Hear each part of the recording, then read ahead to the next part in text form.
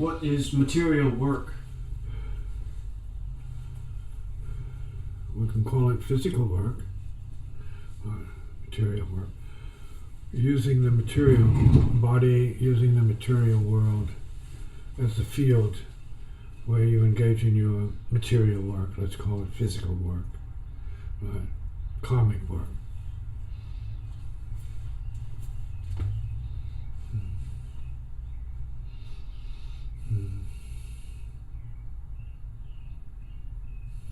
And then what is spiritual work?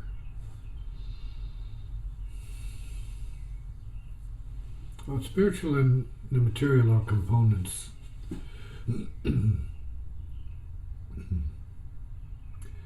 It's easy to see physical work, but harder to see spiritual work, in a sense. Spiritual work can be considered the work that one does inside oneself. See, inner work could be called spiritual work. Mind work, psychic work can be called spiritual work to a certain degree. We have the body doing what it does, and it's used to make money by way of physical exertion. But that doesn't necessarily account for the spiritual side of oneself that could be helping the material side and could also have nothing to do with the material side at the same time. So some people who you see could be engaged in ordinary physical work, and others appear to be engaged in physical work, but they may be actually engaged in spiritual work, depending on where their mind is, where their thoughts are, where their spirit is. Most importantly, to bring to the conversation of various grades or levels of work is the relativity of such work. So, is physical work more powerful than spiritual work? In some ways, perhaps. Could spiritual work be more powerful than physical work? Could be. We could be talking about how the spirits work. Could they be more powerful than the physical? Yes, definitely.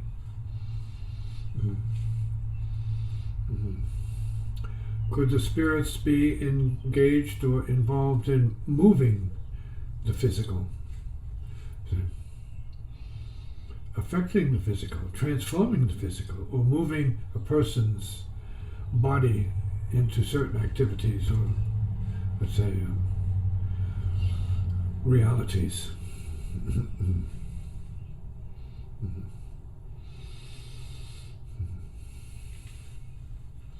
So there's more than just spiritual work and physical work, let's say. We use the word psychic or astral plane work, say, dream plane work, say, where you are by tendency or by some kind of karmic sort of demand moved to be operating on these other levels, where you are engaged in activities other than physical, but they could be just as trying as physical. You could be having a dream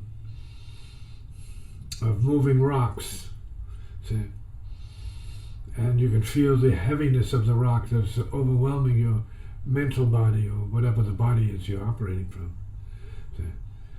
And the exertion could appear to be just as intense as physical exertion, because we're talking about the possibility then of having different bodies. Physical body, astral body, the psychic body of time, or the causal body, and subtler bodies. The etheric body could be one. See? There could be super subtle bodies. See? So the grades of bodies are general. See? The dimensions that they pertain to are general, because they probably are infinite dimensions, right? Between the general dimensions, grades of energy, grades of light, grades of force, grades of awareness, grades of sound, see, grades of feeling, see, grades of memories, and so on and so forth coming. So then what would you call the kind of work that goes on if somebody's dreaming, or if they take on certain karma by being in a dream? Or it could be by memory. Mm. See, it could be remembering something. See, so the karma is the same. See, it weighs upon the mind, weighs upon the self, and people have to sort these, I guess you might say, distinctions out for themselves. See, some people have dreams of past lives, and they're going through hell in past lives. See, and so they're obviously finishing something up in that particular dimension, or world, or time, or space. And all of this is part of what the psychic and spiritual work is about. It's not just about the physical plane reality, it's not about the earth primarily. It could be, depending on your nature and your karma, about subtler dimensions that are unknown to some people, inaccessible to other people. So it's good to study philosophy or theories about the subtle levels of consciousness and the relative levels of work, the relative levels of unhappiness, the relative levels of happiness, the relative levels of bliss, the relative levels of matter, materialism, and the relative levels of spirit and spiritualism.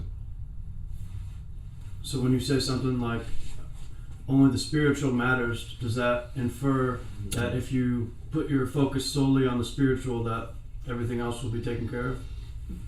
Not necessarily. It's better to have a more total approach. If you're in the body, then you want to give the body its due. You want to give the emotions their due. You want to give your memories their due. And you want to give the subtler levels their due, as well as the spirit, see, of itself.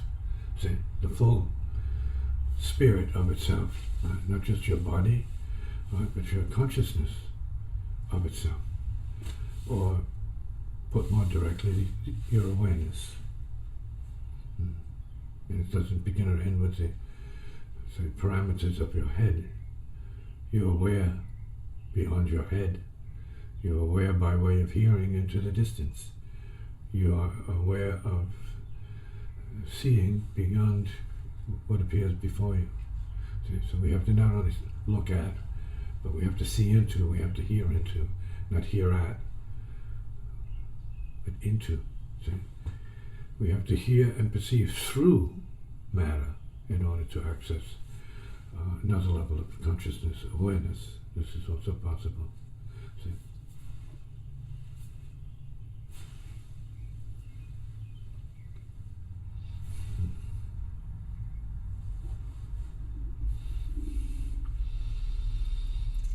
Work, physical work, working in the world is a relative matter. See, what world are we working in? See, how much energy of what kind are we expending in the world that we work in? See.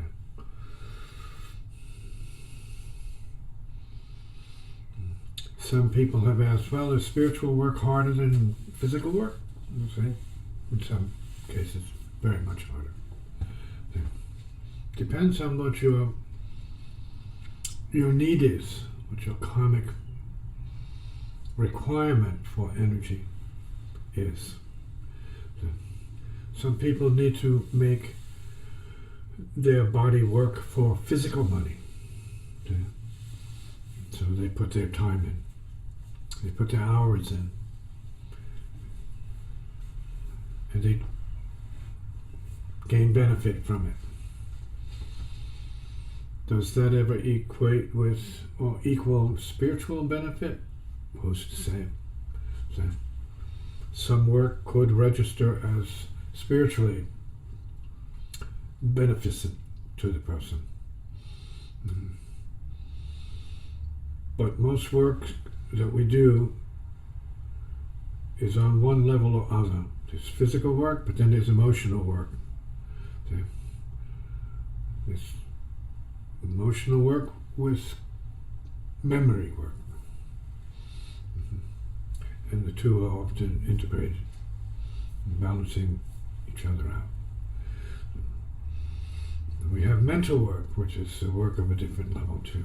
Some people exhaust themselves mentally, and they don't have any physical energy to show for it. And vice versa, you can exhaust yourself physically, and don't have any mental work ability to show for it, or power. See? So it's relative to plane of consciousness, see? Relative to function, see? Relative to conditions, see? Relative to your spiritual progression also.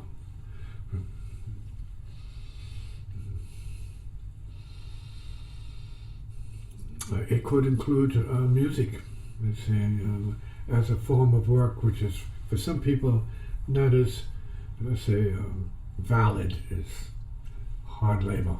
So, oh, you're just a musician. You know, you're just a fairy. What kind of work is that? You just move your fingertips. Well, it's a tremendous amount of work, depending on what it is you need to do and how much concentration, focus, and psychic force it uses, or mental power. See? So work is relative to plane of consciousness, individual karma, right, and state of reality.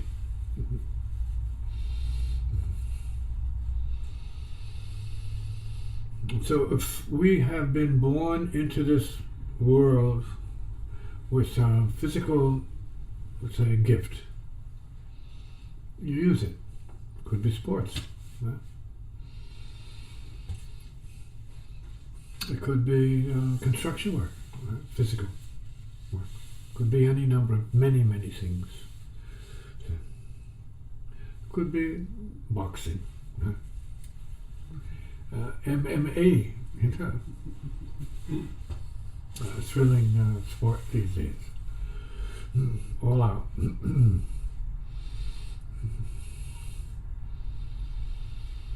And it could be something very exhausting, like that. But yet, on the other hand, a moment of spiritual intensity could be even more exhausting. See?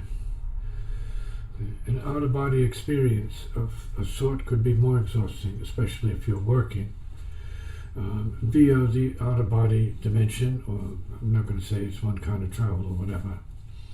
Mind travel, thought travel.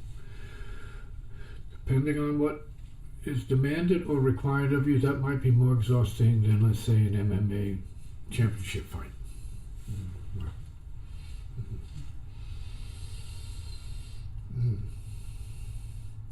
And it could be a few moments of extremely intense energy that can exhaust you, physically, emotionally, and mentally, and spiritually.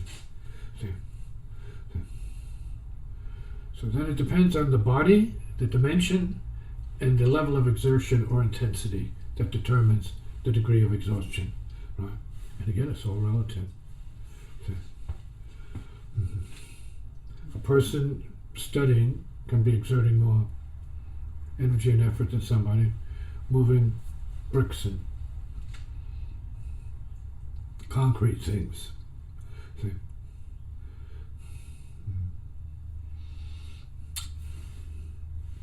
In that sense, then, how is pressure important? Pressure? You have to exert the pressure, or withstand the pressure of whatever the thing is that you need to do. There's mental pressure, there's emotional pressure, there's physical pressure, there's causal pressure. We can say there's spiritual pressure. See? Pressure to rise, a pressure to be above the body. See? A pressure that could be exerted upon you to bring you into space. Depends on your karma.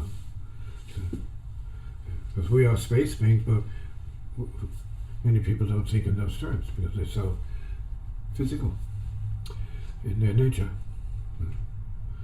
See, who's traveling from space to space, point to point in space? See, who's able to do that? Who cares about it? Some people are not interested in such things, but yet have the tendency that's built into them from former lifetimes or former lifetime practices, and then they zip around. So again, that's effort, but it's relative to what? For whom? Who's working harder than who? See? Whose work in their lives has earned for them the right to have a level of enlightenment or some kind of self-liberation experience. To be beyond yourself completely, free of your suffering, your emotions, your darkness, your unhappiness, your misery, your ignorance, and so on and so forth. Stupidity, all of that. You have to give it all up. See? It's all got to go as part of the wood for the fire.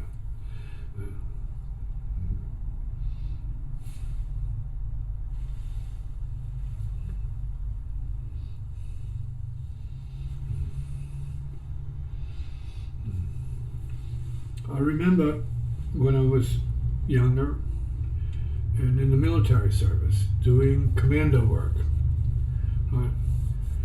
for both of our famous airborne divisions, the 101st and the 82nd, and then other ranger units. And the work was very difficult. We worked mostly at night on intelligence operations, let's say. So nighttime was the thing. So jumping, parachuting into a location at night was the thing. So reporting and doing radio work, which was also my specialty, was a part of the process. It was extremely physical. But it wasn't as hard for me as when I was in the Army band learning how to play the guitar. There was nothing as hard as that. That's all I can say right now. Boom.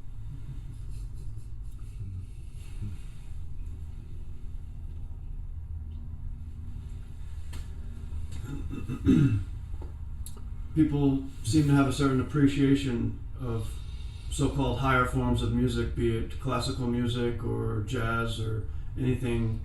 And is that because people can see a certain discipline in the music, or they know that the musician had to go through some certain rigor in order to be able to execute, in order to be able to get to they might just like the music.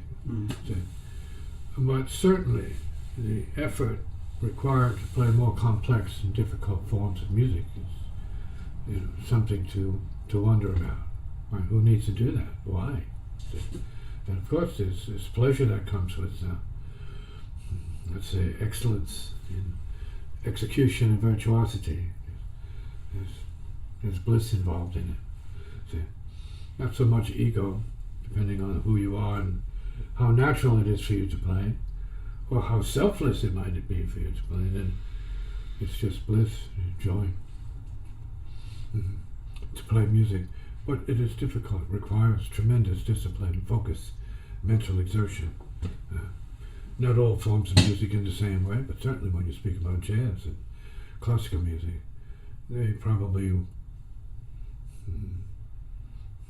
cost the most extreme amount of energy, effort, and ability to be able to attain mastery, doing, execution. So, but again, it's the music that makes the difference, not just the effort. Because a lot of the great musicians make it seem like there's no effort whatsoever. Effortless execution. So that's one thing. Again, it's relative. Effortless execution is relative to your body, your state of mind, your genes, your discipline, and your situation. All of which are factors to constitute what it is that you have to do to be a great player, a great musician, or a legend, in some cases, legend.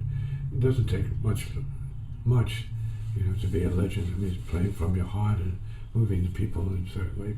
You can do that with simpler forms of music, and we have many people in the music universe that are legends, and they're playing simpler forms of music. Then it's not a matter of the labor, but exactly what you are expressing from the soul or from the heart.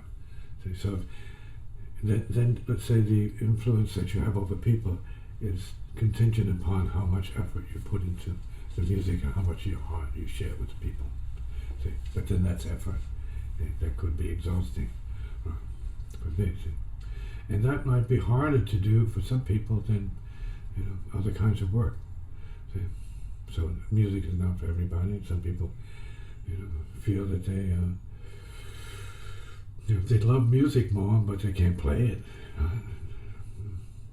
And then there are those people who can play it and don't love it as much as others. They can play the hell out of it, but it's not the same for them. They don't hear the way other people hear. So again, everything is relative. Effort is relative to the individual. See? Same with skills, abilities, and manifestations of genius are also relative to people and their needs, and maybe showing up at certain times in their lives and showing up in certain ways and disappearing at other times and disappearing in other ways.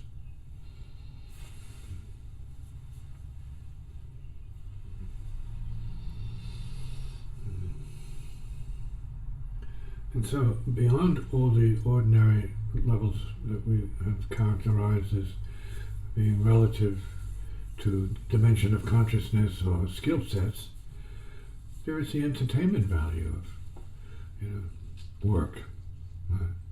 Working in the entertainment business. So, and being a sports person, being an actor, being a musician, this is entertainment. People are willing to pay more for certain levels of entertainment, no doubt. People need to see certain things more than other things that nourish them or entertain them or amuse them or enliven them in some way. So, people are willing to pay as much as it takes to see the right kind of entertainment. So, that helps them. So, they can relate to, that they love. So, and I remember being with the great Phil Ramone once, sitting at his dinner table and talking to him. And he said, Tisziji, play what they know. Play what they love.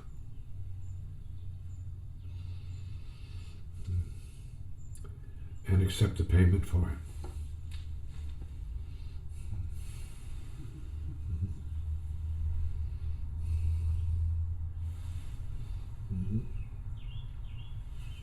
Yeah, so from knowing you and having read the bio that was written about you, I know that you've had certain opportunities to take money, to take millions of dollars, to take opportunities for musical, accolades, and you didn't take them. You chose not to go that route or take on what comes with those certain karmas. Right? Yeah, I mean, it's my... I realize that you're doing what you need to do and staying true to your function, and staying true to the native aspect of your...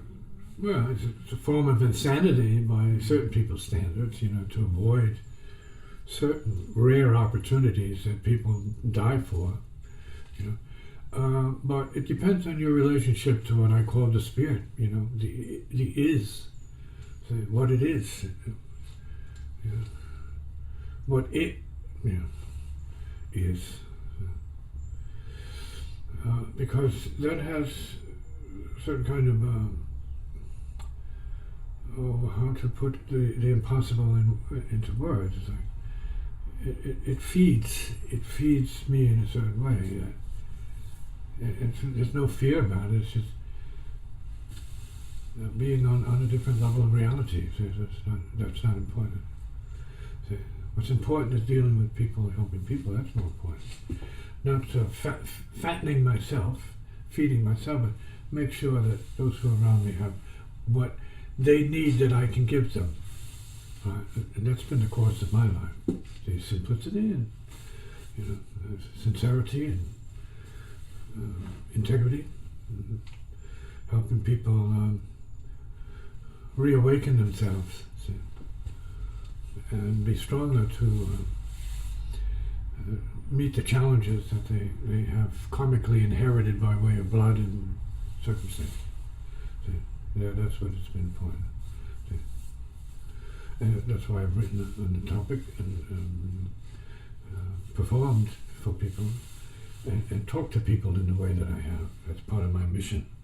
See, not so much as a musician, as much as a spiritual guide of sorts. You know. Mm-hmm.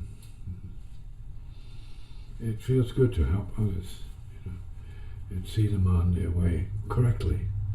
If you can make that kind of difference for them, if you have that kind of opportunity to do that, yeah, it's very important. So you've been helped. What about you? How have you been helped?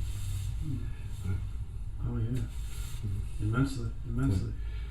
So this is what it is about. See, and, from being helped, you can help others. You see, it's part of the wave, see, of givingness that comes with the practice, see, the spiritual practice, self-transcending spiritual practice.